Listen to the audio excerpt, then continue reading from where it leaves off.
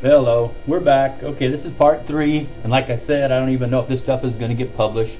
You know, it's just kind of random stuff that I'm throwing out there, and I'm not even looking to see if they're even publishing it or what tag they're putting on it or where they're going to put it or anything. You know, I'm just making these videos and cranking them out because I feel this is stuff that needs to be said. And when it's all over and the dust is settled, then I'll kind of look at what's going on and where they put it and all this kind of stuff. But I know one thing, I know they haven't taken one of my videos yet and put it in a decent place yet where people can find it. You know, basically the only way you know about my videos is word of mouth. Excuse me. So anyway, we're talking about invalid parameters, and we're talking about censorship and everything, and we're talking about what YouTube allows and what YouTube doesn't allow. Okay?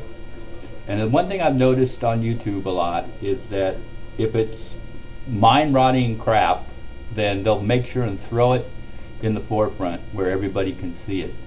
Which, if you think about it, is really insulting to the viewer because what they're saying is this is what the viewer wants to see.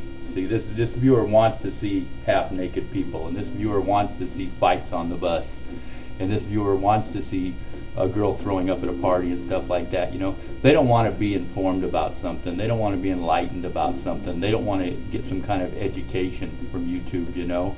So as long as it's mind-rotting crap, they're going to throw it right there where everybody's going to be able to see it.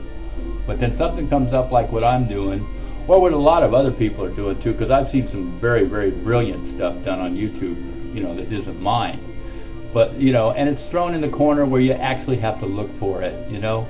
And basically, it's almost like that music by Alan Parsons there where he's, you know, it actually sounds like searching music, you know, where you're actually sifting through something, looking for something of value.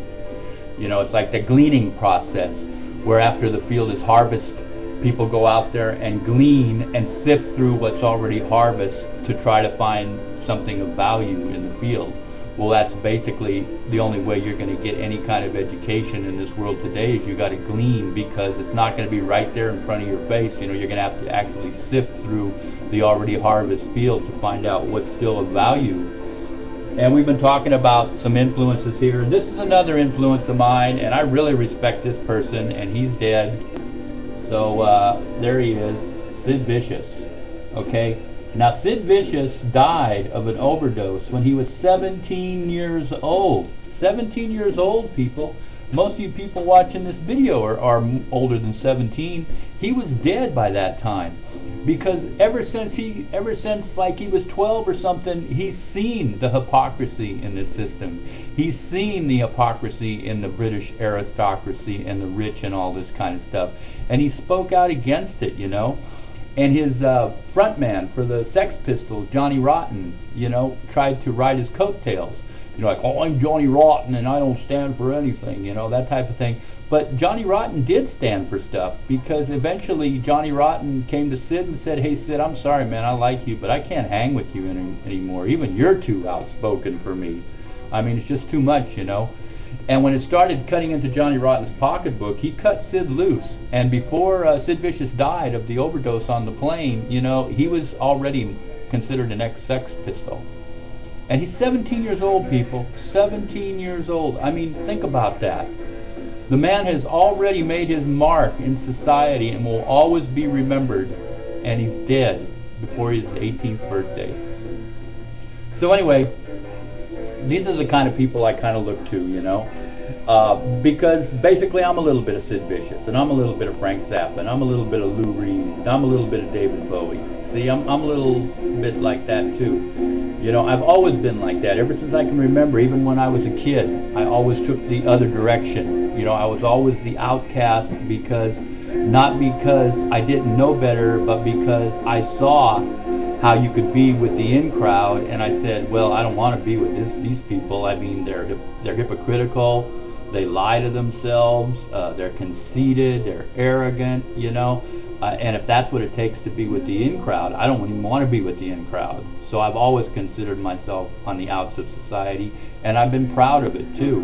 You know, I'm 60 years old, and I still consider myself with my values and principles intact, not to mention my morals too.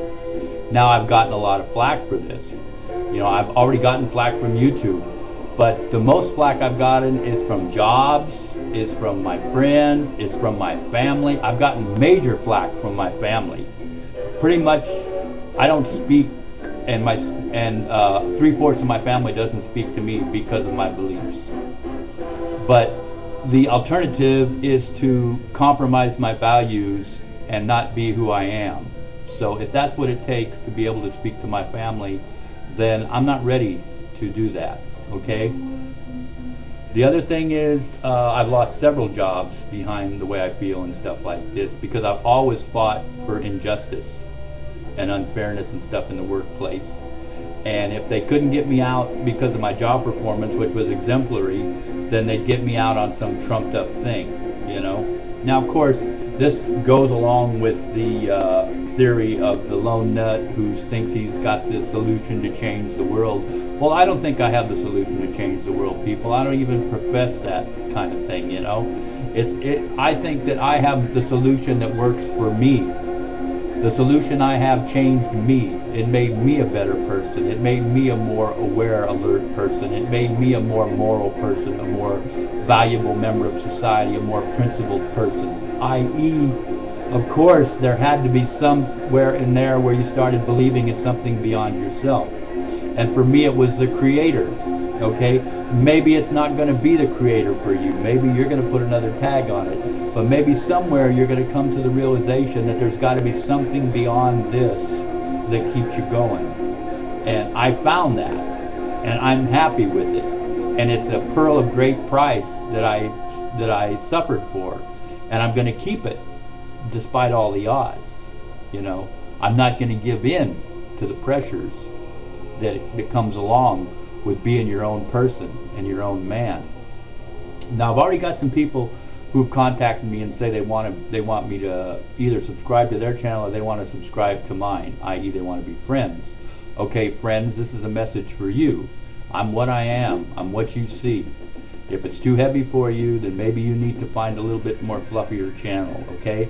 But I've noticed one thing. There's a certain group of people, just a handful now, but every time I come out with a video, you know, they're over on my channel going, oh, gee, I wonder what Jim's coming up with this week, that type of thing. So anyway, that message is for them.